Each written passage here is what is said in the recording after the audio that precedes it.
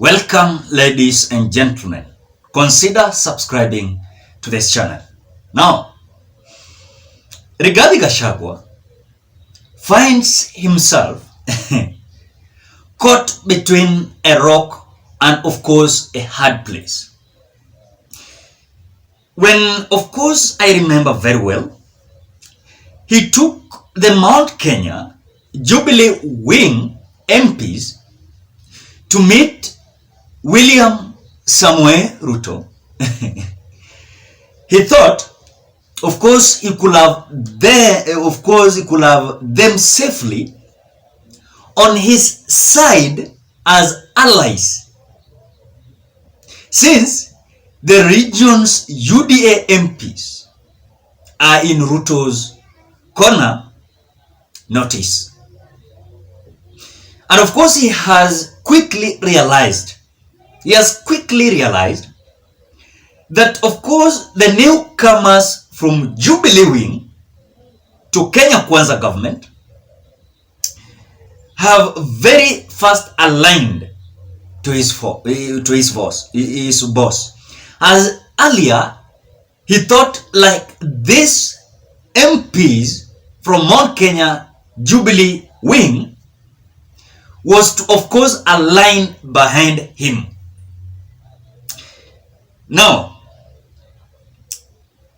when you look at the side where this, of course, newcomers have come out to align to his boss side because of the kind of interest they are after, which according to me, it means that once again, he is on his own. That is Rigathi Gachagua, purely.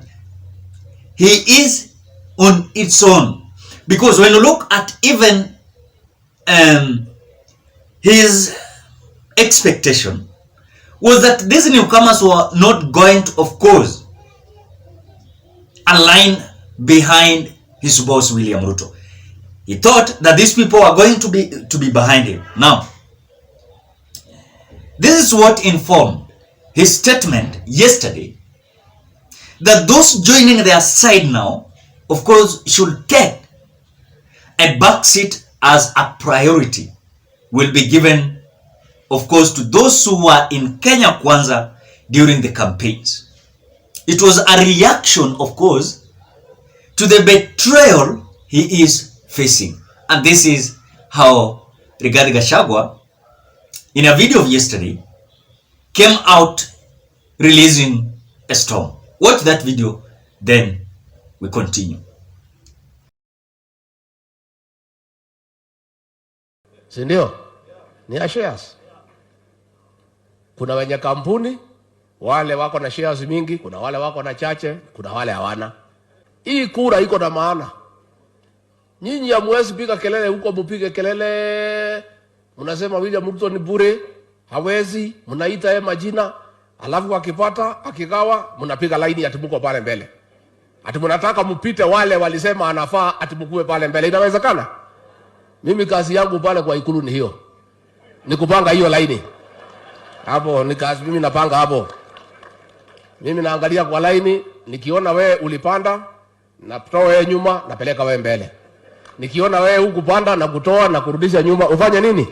Now, I think you have watched whatever Rigathi Gachagua has come out to say towards these people who are lately joining Kenya Kwanza, and now he came out claiming that this government is like a company that is having shares.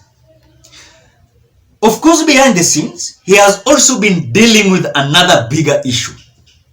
Leave alone these people who are joining Kenya Kwanza lately.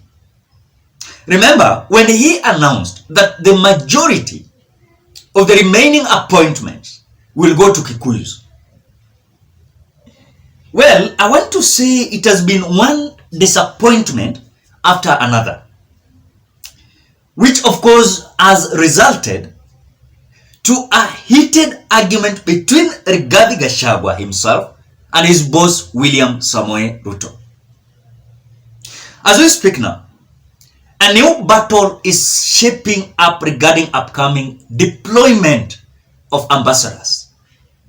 And of course, Rigathi has insisted that in those stations are currently held by Kikuyus, let the replacement should be a Kikuyu. That is whatever he's saying. But William Ruto ni nani? Apparently, there's a particular attention, of course, to the US. And of course, President Ruto has come out with intention to intend, of course, to appoint AMCO CEO Elizabeth Kuskei as, of course, our permanent representative to the UN in the New York, which according to Rigathi Gachagua, the intention and expectation was not that. He knew that it was about Kikuyu, pure Kikuyus. Now, when you look at another battle, is that an appointment is going to be towards Willibet as Kenya's ambassador to the US, which according to Rigathi Gachagua again, he knew that it was a Kikuyu. Now, Rigathi is arguing that the New York posting should be given to a Kikuyu, since the current holder of the office is a Kikuyu. And of course, it will be unfair, according to him, Ruto to give those two positions based in the US to the people of his community, while Rigathi gets none for his people. I want to say something again that is more important. I have realized that when you look at the battle that Rigathi Gachagua is having now, it is out of frustration, confused. He is finding himself alone. He realized that even if he made an effort towards this Mount Kenya Jubileeing MPs to meet William Ruto,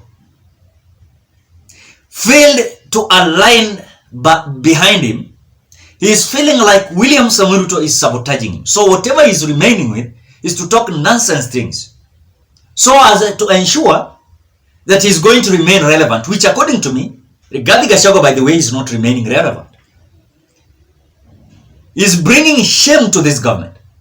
How can a whole deputy president can come out and say that the government they're running like a company now is having shares? That if you did not vote for this government, you don't have shares. Those who campaigned and voted for this government, you have bigger share. Which kind of government is that? You're showing a certain indication that you are so desperate, you are finding yourself alone. The appointment that you are expecting towards your fight and the intention and expectation towards this appointment of ambassadors is not favoring your community. Now you have come out to start talking nonsense. I mean, you cannot just wake up day in, day out as a deputy president, just advocating for your tribe alone. When you are elected, even for those who did not elect you together with your boss, William Ruto, I mean, you should also try your best to advocate even from people from Samburu, advocate for people from Kajiado, advocate for people from, of course, Nyamira, advocate for people from Rift Valley, advocate from people from all over the country. But you yourself, you have come out to identify that it is not a big deal and a business, not about running a government. Because if he has come out to say this, then he was expecting that this ambassadorial seats and appointment are going to those who are close to him, so that he can remain relevant for those people who are going to be given those positions, so that in future those people are going to say that we got this position because of Rigathi Gachagua, which according to me, William Samoei Ruto is disappointing him terribly. Terribly. In fact, Rigathi Gachagua is on his own. Recently, even you can see his argument is so shame to this government, useless, does not have any base of argument. You cannot tell Kenyans like that. In fact, kazi hata imewashinda. This is the current government that we are having.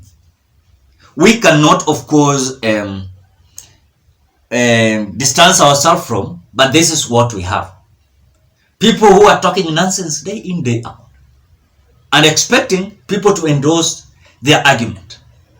So Rigathi Gachagua has found himself, and of course, caught between a rock and a hard place. And he don't understand what to do. The only thing that he's having, just to argue. Ladies and gentlemen, what are your thoughts? Drop your opinion at the comment section below. Otherwise, I want to appreciate you so much because of great support. Please consider subscribing, liking, commenting, and sharing this video. Bye bye till we meet on another video.